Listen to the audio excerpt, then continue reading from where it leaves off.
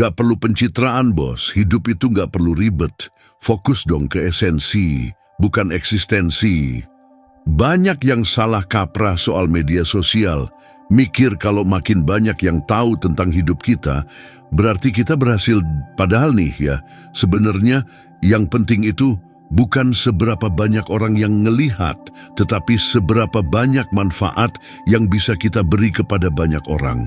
Seberapa banyak kita bisa tumbuh jadi lebih baik, bukan cuman tampil baik di mata orang lain.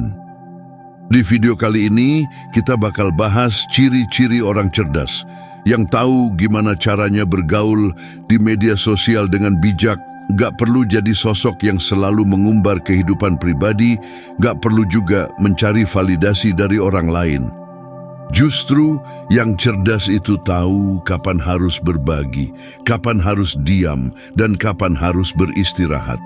Yuk simak, karena kadang yang kita butuhkan bukan lebih banyak pengikut, tapi lebih banyak kedamaian dalam hati.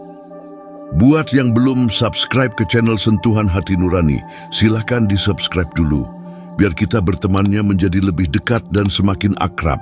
Benar begitu ya? Oke, coba pikir ya sahabat. Kamu merasa nggak sih kalau media sosial itu kadang lebih ramai dramanya daripada manfaatnya? Padahal media sosial itu kan cuman alat. Tapi kenapa ya sering banget bikin kita lupa diri? Terutama zaman ngonten sekarang ini, yang di beberapa sosial media kita bisa menghasilkan uang dari platform, yaitu sharing pendapatan iklan. Ya karena dirimu saat ini menyimak video ini, maka inilah saatnya kita bijak dalam menggunakan sosial media. Dan inilah ciri orang cerdas bermain di sosial media yang penting untuk dipahami. Pertama, tidak mengumbar privasi secara berlebihan. Coba kamu renungkan, seberapa sering kita membagikan sesuatu di media sosial tanpa berpikir panjang. Mulai dari lokasi rumah, nama anak, masalah keluarga, hingga keluh kesah pribadi. Di satu sisi, mungkin rasanya lega bisa berbagi. Tapi apakah semua itu benar-benar perlu diketahui oleh dunia?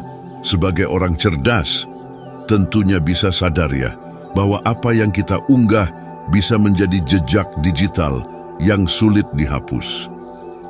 Ya, postingannya mungkin bisa kita hapus, tapi ingatan orang lain yang sudah melekat di pikirannya tentang kita, apa bisa dengan mudahnya dihapus? Tentu tidak semudah itu, sahabatku.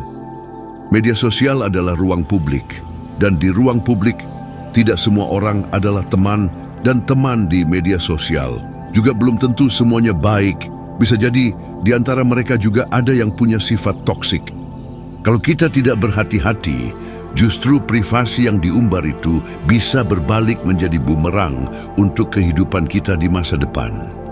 Lebih dari itu, karena terlalu seringnya kita memamerkan sisi kehidupan pribadi, ini juga bisa membuat kita kehilangan esensi kebahagiaan yang sesungguhnya.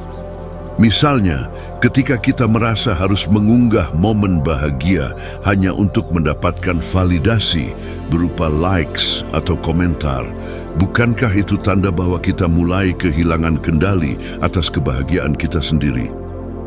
Lao Tzu pernah berkata, diam adalah sumber kekuatan.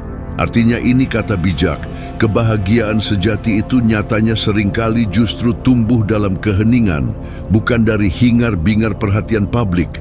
Menjaga privasi itu bukan soal menjadi orang yang tertutup atau kurang pergaulan, tapi ini tentang memilih hidup untuk menghargai apa yang sebenarnya berharga dalam hidup kita. Kita harus tahu dong, dan paham betul bahwa tidak semua kebahagiaan harus diumumkan, dan tidak semua masalah harus diceritakan. Betul begitu kan sahabatku?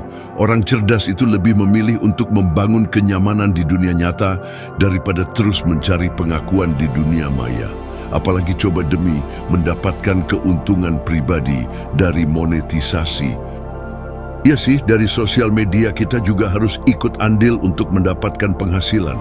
Tapi gak gitu juga kali konsepnya. Yang namanya ngonten itu berbagi sesuatu yang bermanfaat dan bisa memberikan nilai tambah bagi orang lain, yaitu ke arah yang lebih baik. Seharusnya sih yang cerdas memang berbuat seperti itu. Bahkan, yang namanya konten humor, ada sisi manfaat positif yang dapat dipetik oleh orang lain sebagai bahan renungan dengan cara yang menyenangkan. Media sosial adalah alat untuk berkomunikasi dan berbagi inspirasi, bukan tempat untuk mengobral hal-hal pribadi yang tidak ada gunanya. Jadi sebelum kamu klik tombol upload, tanyakan dulu ya ke diri sendiri, apakah ini benar-benar perlu atau aku cuma ingin diperhatikan? Jika perasaanmu berkata ingin diperhatikan, maka sadari secepatnya dan batalkan unggahannya. Cari hal lain yang lebih bermanfaat ketimbang hasilnya cuma pamer doang yang bisa membuat persepsi yang kurang baik bagi orang yang melihat kontenmu. Kasihan loh orang lain yang mungkin berbeda cara pandangnya. Bisa saja konten kita malah membuat orang lain stres dan hilang kendali atas diri mereka sendiri. Sampai akhirnya berdampak jadi menciptakan perilaku negatif bagi dirinya yang membahayakan orang lain. Nah, dari sini kita mulai menyadari ya bahwa yang namanya ngonten itu butuh konsep, bukan memamerkan atau memperlihatkan sesuatu yang sifatnya privasi, apalah gitu ya validasi orang lain. Hasilnya sudah pasti membuat mental kita akan tambah miskin dan semakin meninggikan sifat ego di dalam diri, ingin dianggap keren dan terbaik sih. Ya, jadinya boro-boro untung, malah dapat berbagai masalah, terutama masalah psikologi yang berujung ke masalah kesehatan fisik.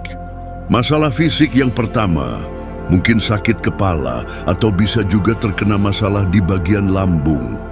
Nah, daripada berefek kurang bagus bagi kesehatan, konten yang memiliki konsep dan dirancang khusus tentu memiliki kualitas. Karena apa, Cik? Karena jelas tujuannya dan jelas manfaatnya, yaitu memberikan manfaat untuk perubahan ke arah yang lebih baik. Oke ya, moga semakin paham, dan tanpa terasa video ini sudah 7 menit lebih juga ya. Dan itu cuma jelasin satu ciri-ciri orang cerdas bermain sosial media. Sepertinya kalau dibahas dalam satu video ini, mungkin butuh waktu yang cukup lama. Biar sahabatku nggak bosen dengerinnya, kita lanjutkan saja di video selanjutnya ya. Nggak apa-apa ya, biar kita makin akrab aja dan makin deket. Terima kasih buat sahabatku semuanya yang sudah sampai detik ini menyimak. Terima kasih juga atas subscribe dan like-nya ya di video ini. Silahkan berikan komentarnya di kolom komentar ya. Mungkin teman-teman yang lain juga bisa saling bertukar pikiran di kolom komentar. Akhir kata, mari kita ciptakan lingkungan kita yang bukan cuma tempat tinggal, tapi di mana saja kita berada, baik di dunia nyata ataupun di dunia maya, kita ciptakan lingkungan positif, biar makin banyak orang yang tercerahkan. Nah, sekian saja sahabatku. Salam persahabatan, salam sentuhan hati nurani.